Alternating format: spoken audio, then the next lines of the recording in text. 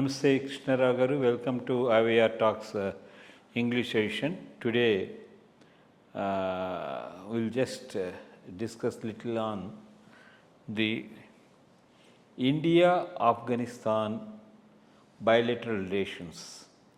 In fact, after seizing the power in 2021 of Afghanistan by Taliban, the relations are much strained, and now last week the Taliban Foreign Minister Mr. Amir Khan came to India. He had meetings with the Foreign Secretary Mr. Jaishankar, and they wanted to revive the relations between Afghanistan and India.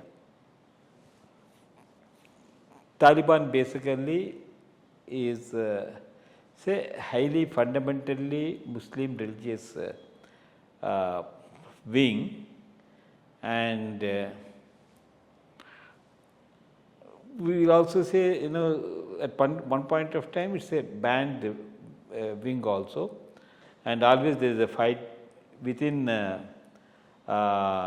Muslim countries of in Pakistan. Sometimes it encouraged Taliban, and there is a fight now going on between both the countries. In fact, Afghanistan recently we have seen that they attacked Pakistan, and so much of confusion is there in the region because of the Taliban's now ruling the power in Afghanistan and want to revive the economy by trying to establish relations between India, China and Russia, because it is basically highly a rich nation by itself because of its minerals wealth, and it's a neighboring country to India, and it's a very strategic place for India to interact with other part of the world.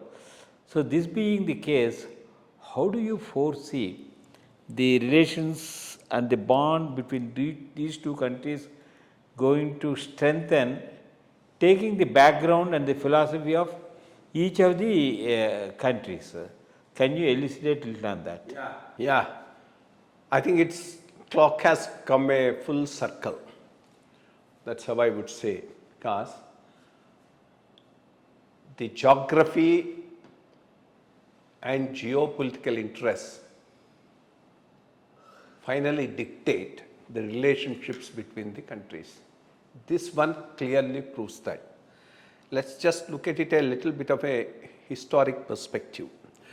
The British India, when it was there, they wanted to conquer Afghanistan.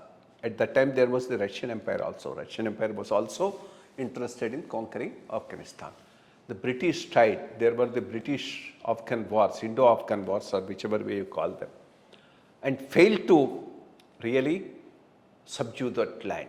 And finally, they came for an agreement with them and drew a Durand line, what is known as the Durand line, to part of the Afghan land into the British Empire. The Khyber Pakhtunkhwa area with Peshawar as its headquarters, and left the Afghanistan like that. The day India became independent and Pakistan was created, right from there was a friction between Afghanistan and Pakistan, because Afghanistan was claiming that Khyber Pakhtunkhwa area because it is inhabited by Pashtuns, they are Afghans. It was only a historical thing which the British have done to take over that particular piece of Afghanistan. So that friction continued for a long time. So always there was a fight between Pakistan and Afghanistan was more pro towards Russia.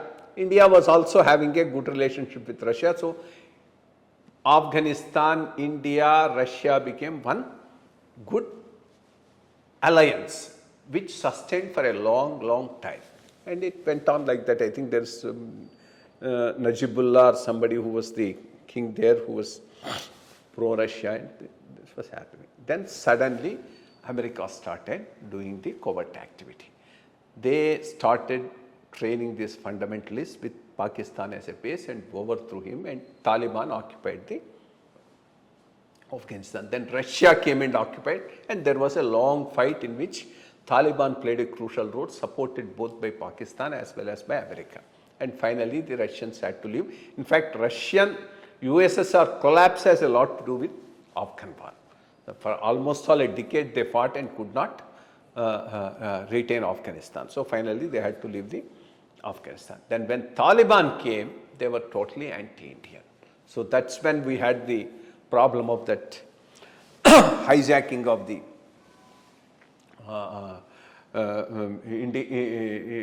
Indian Airlines plane to Kandahar, and they wanted a release of extremist, Pakistani-based extremists whom we had to release and then get back our hostages. So that was the situation there. Then of course that was history. Bin Laden and then the America's Twin Tower tragedy. After that, again America went there. Then again they put a puppet government of them, and India was supporting them, building roads, everything, and a lot of investment they have done. But at that time Taliban was anti-India. In fact, at that time they blew up the Indian embassy. Unfortunately, one of our Telugu foreign service officer died in that incident. So when Americans were forced to leave and Taliban came to power, Pakistan that they have got strategic depth. Now Taliban will be in our control, we will dictate everything. It did not take more than 6 months for that to collapse, and Taliban becomes the biggest enemy of Pakistan. At this juncture, geopolitically again Afghanistan and India are coming together against Pakistan. What are the advantages for us? Yes, there are a lot of advantages. First of all, Afghanistan has a lot of mineral wealth, and we can definitely play an important role in doing that. Already China and Russia have started cultivating Taliban government in Afghanistan. And if we ignore it, we will be the losers.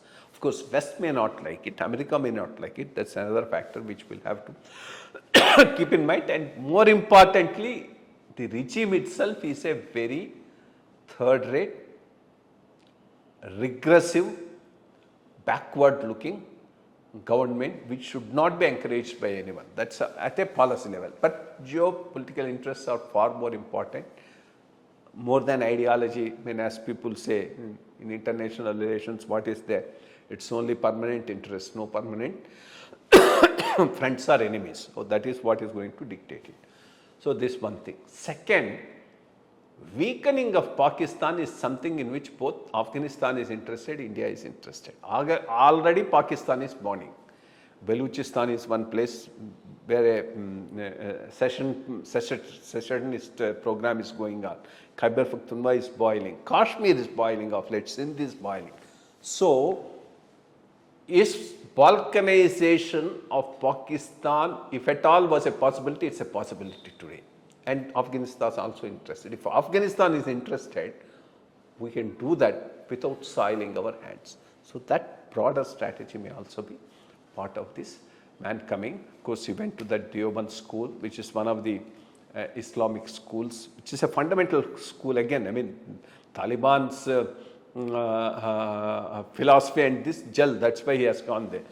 I mean, compared to them in terms of a ideology and forward-looking approach, any day the Pakistani present-day government is a better government. So that's as far as the ideology is concerned. But in terms of interest, yes, we have a permanent interest in maintaining a good relationship and cultivating Afghanistan. Thanks. Thank you very much.